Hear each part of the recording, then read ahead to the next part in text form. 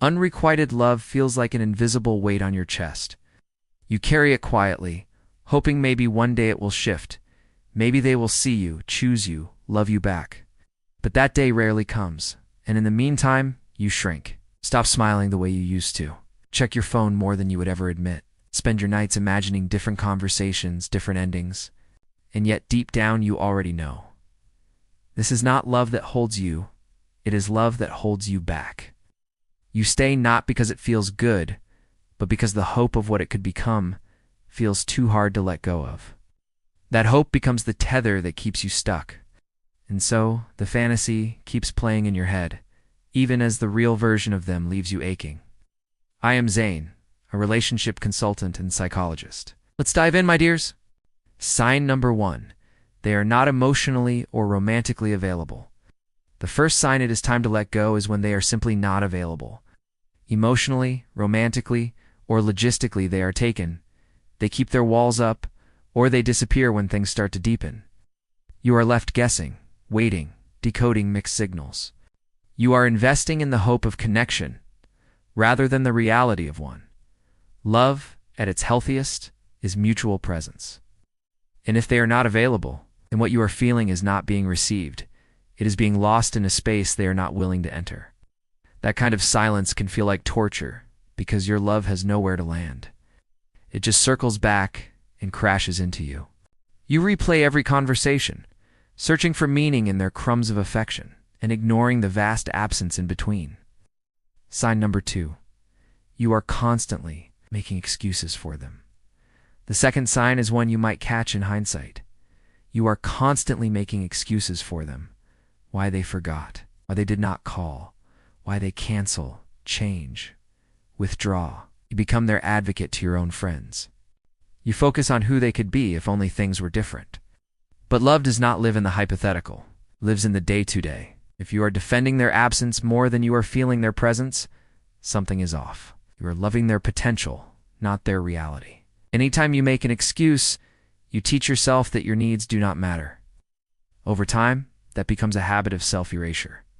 You start believing that settling for less is the best you can hope for, and your self-trust begins to erode. Sign number 3. You feel more anxiety, then joy. Then comes the emotional toll, because love should not feel like emotional labor. If you feel more anxiety than joy, more confusion than clarity, more longing than being met, that is not love giving to you, that is love draining you. You find yourself overthinking every message, feeling crushed by silence, or doubting your worth when they are distant. But real love calms. It softens.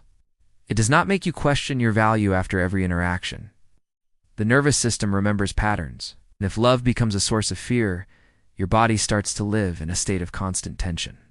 That is not romantic, it is unsustainable. Eventually, you stop recognizing yourself not because you changed, but because you are surviving something that never nourished you in the first place. Sign number 4. They only reach out when they need something. Another hard truth is when you realize they only reach out when they need something. You are there for their rough days, their venting, their convenience. But when you need comfort or care, there is silence. It becomes a dynamic of emotional extraction. No matter how much you try to rationalize it, deep down, you know. You are an option, not a priority. Love does not treat you like a placeholder. You deserve someone who thinks of you even when they do not need anything. Someone who shows up not just for themselves, but for you. And love, when it is real, is not seasonal, does not vanish when the sky is clear. Sign number 5.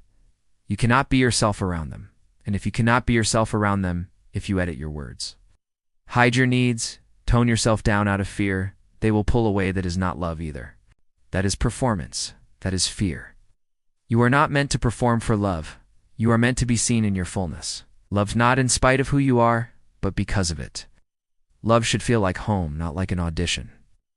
When you are with the right person, you will not feel like too much.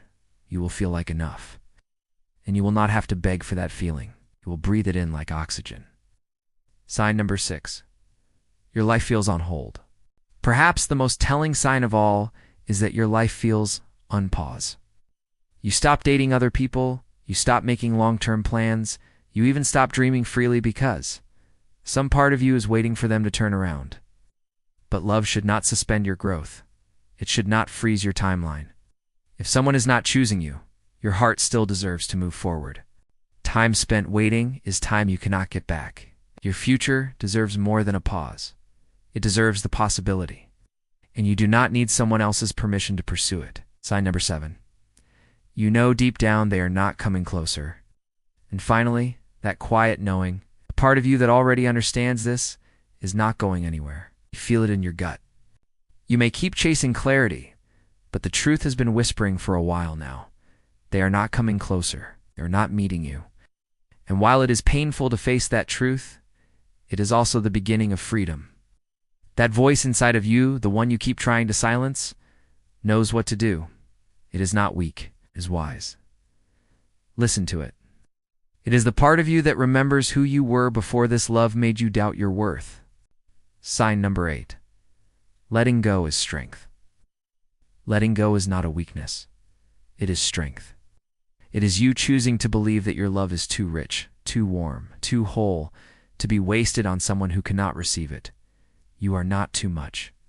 You are simply giving your heart to someone who does not have the capacity to hold it. And the moment you decide to stop fighting for their attention is the moment you start reclaiming your own. Letting go is not giving up. It is moving on. It is choosing you. That is not selfish, it is sacred.